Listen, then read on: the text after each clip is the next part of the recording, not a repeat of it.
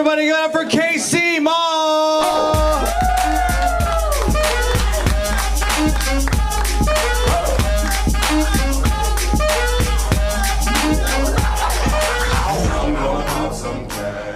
Hello, my name is Casey Ma. Hi, Casey. Well, hello. I'm originally from Southern California. I'm sorry. I always apologize because the first time I went to a bar and said, "Hi, I'm from Southern California," the lady decided to scream at me and tell me how much her rent went up because people like me are moving here. So I am very sorry for moving here. I apologize. I moved out here in 2016, which feels like last year and somehow an alternate reality ago. See, in Southern California, I rode dirt bikes, drove a lifted truck, drank light beer, listened to classic rock, and now I'm out here. I make my own cold brew at home. I drive an electric car, and I have a preferred host of the morning NPR shows. So my life has significantly changed since I moved out here. I originally came out here for work. They hired me out here. I love it. I'm a mold maker. If you know what a mold maker is, you're probably a mold maker. Or you know me personally, it is a very, very small group. No, I'm just a very glorified machinist, do a lot of math, and do a lot of CAD programs. But it's kind of boring at work sometimes, so I listen to a ton of podcasts. And it's usually two different sides. One side is usually like economic podcasts or informational stuff. And the other side is true crime and or missing people podcasts. And because I'm a cis white male, I believe I could solve both of those at the end of every single podcast. I get to the end and go, I can figure this out. And about 30 seconds later, a new podcast starts and I completely forget why I was researching what I was looking up. I moved out here with my wife. I love my wife. She's great. She is a gamer bisexual. That is amazing. It's the best combination. If you could date or marry a bisexual gamer, you should do it.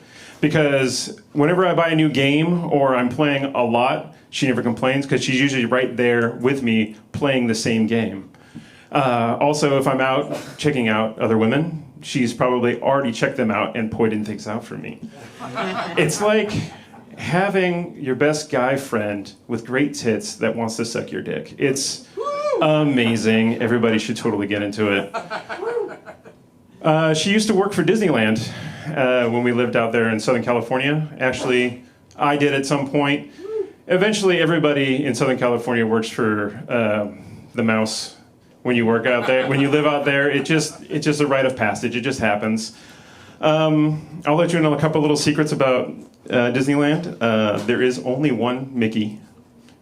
2, there are underground tunnels actually underneath so that employees can get from place to place. And Walt is frozen underneath the castle, and he will be revived as the prophecy is foretold.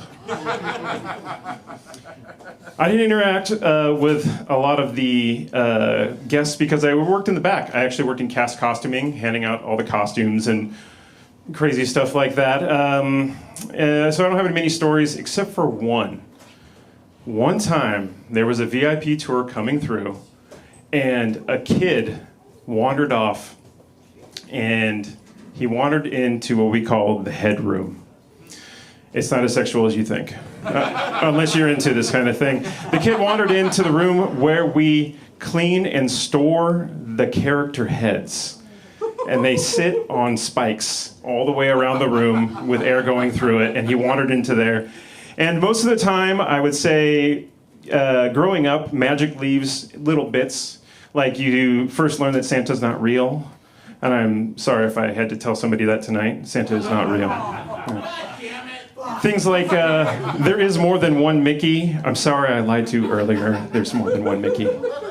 And then finally you realize Mickey is just an 18-year-old girl trying to earn money for Coachella tickets. So slowly but surely magic leaves. I imagine though, when this kid walked into this room and saw this, I have no idea the amount of magic that left him. It was probably like Raiders of the Lost Ark, when that guy's face melts. He just probably thinks that like Disney probably hunts down Mickey Mouse and kills him as many times as he can.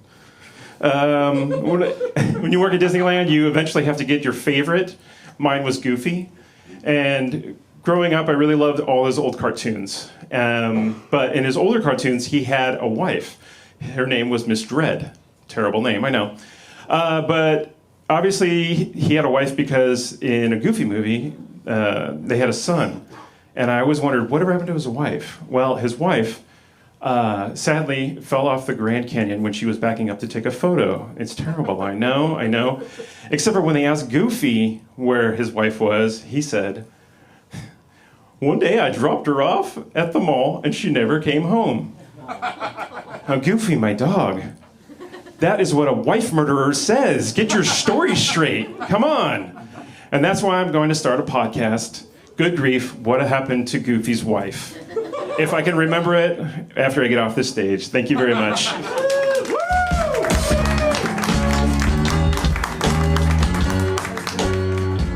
KC Mall.